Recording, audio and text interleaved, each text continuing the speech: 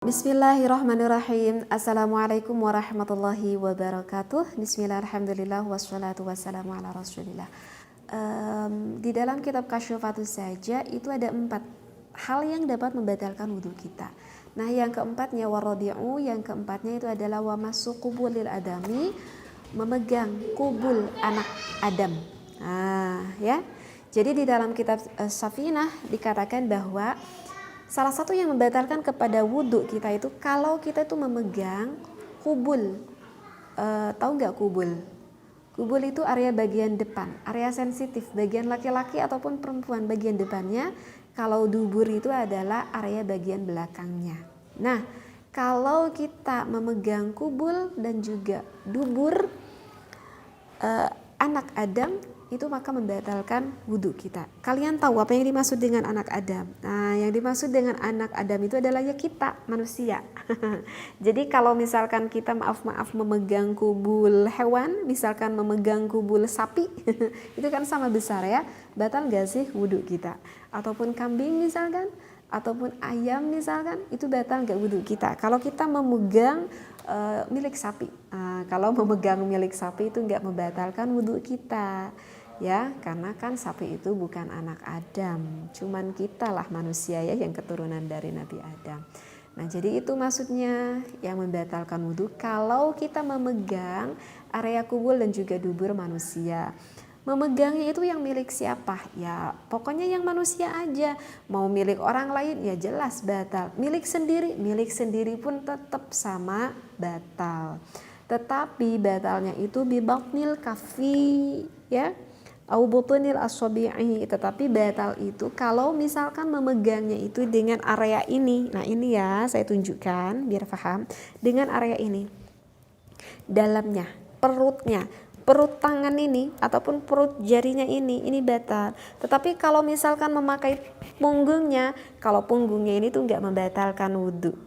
Mana batasannya? Ini kalau yang sampingnya ini batal enggak? Kalau ini aku udah paham nih. Tapi kalau sampingnya ini batal enggak? Nah, misalkan karena sama samping ini batal enggak? Nah, maka yang dikatakan batal itu kalau misalkan tangan ini satu, tangan ini satu, kita tutup gini. Kalau yang tidak terlihat maka itu batal. Kalau yang terlihat itu tidak batal. Ini coba terlihat gak oleh kita kalau kita tutup? Ini masih terlihat kan? Nah, jadi kalau misalkan ini itu masih terlihat oleh kita, ini tuh gak batal. Kalau kita antel ke kemaluan kita sama anggota ini gak batal. Jadi batal tuh dari sini. Ya, bisa dipahami ya. Baik.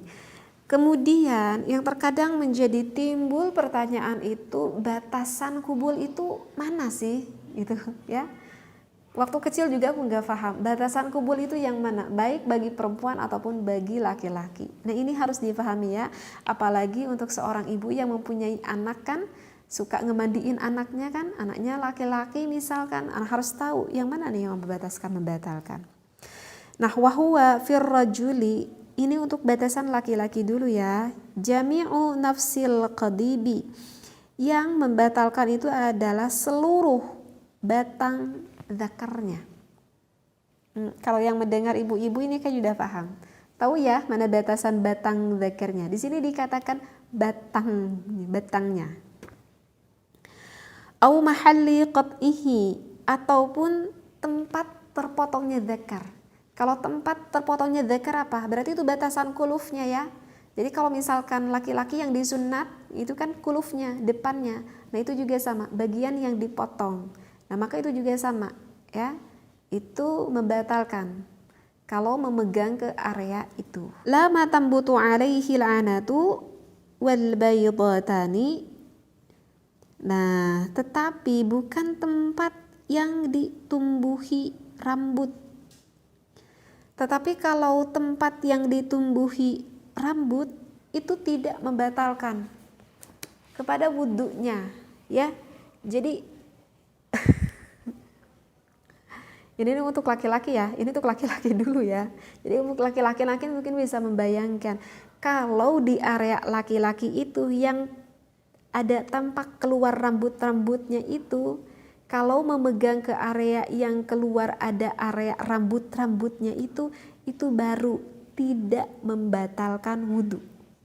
Ya, Sekali lagi, kalau di bagian laki-laki ada area-area rambut yang keluar di sana, maka itu tidak membatalkan wudhunya kalau kita memegang ke area sana.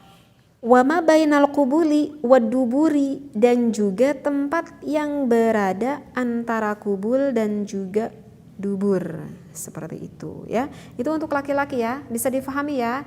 Jadi sekali lagi nih, yang membatalkan wudhu itu batang zakarnya ataupun bagian kulufnya itu membatalkan wudhu. Kalau di bagian laki-laki itu yang keluar ada rambutnya itu, maka yang ditumbuhi rambutnya itu mah baru tidak membatalkan wudhu, dan juga dua pelirnya tidak membatalkan wudhu, dan juga di antara kubul dan juga dubur, maaf ya, ini ngerti gak sih ya? Juga antara kubul dan juga dubur ya, jadi hampir mendekati kan antara kubul ke dubur itu juga sama, tidak membatalkan wudhu kita, seperti itu. Nah sekarang untuk wanita nih, kalau untuk perempuan wafil mar'ati, nah kalau untuk perempuan syafrohal multaqiyani wahuma harfal farjil muhitani bihi.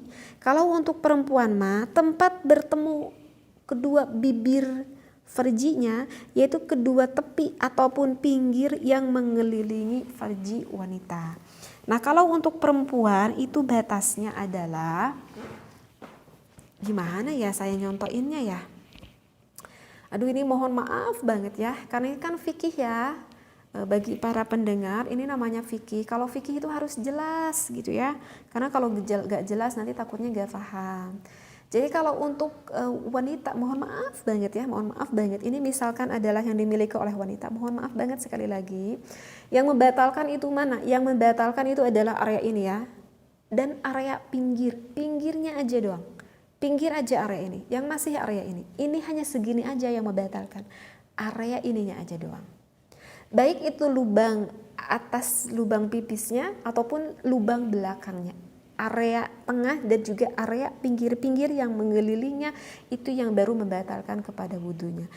Adapun dari area pinggir ini kemudian ada pinggir yang satunya lagi, itu yang dinamakan dengan apa ya, selangkangan kali ya. Nah kalau misalkan kita memegang ke selangkangannya itu, maka itu tidak membatalkan kepada wudhu kita. Ya, jadi misalkan kita ketika mau sholat nih, gitu ya, ketika kita mau sholat, aduh kok agak gatal gitu ya, terus kemudian kita garuk-garuk. Nah, kita yakinkan itu garuk-garuk itu sebelah mana? Oh, aku mah garuk-garuknya selangkangan, jadi selangkangan batasan ke paha gitu ya.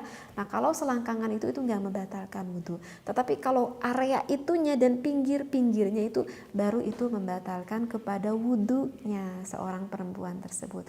Nah, ini sebetulnya memang yang harus difahami ya, karena terkadang mungkin aja kalau yang belum pernah ngaji itu kadang bingung, ini sebetulnya kalau aku memegang ini batal gak sih, terus batasannya itu sampai mana, kan mungkin aja ya ada pertanyaan seperti itu karena belum paham.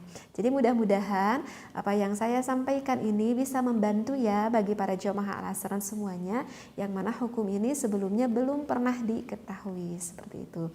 Wallahu a'lam, wabillahi taufiq wal hidayah. Wassalamualaikum warahmatullahi wabarakatuh.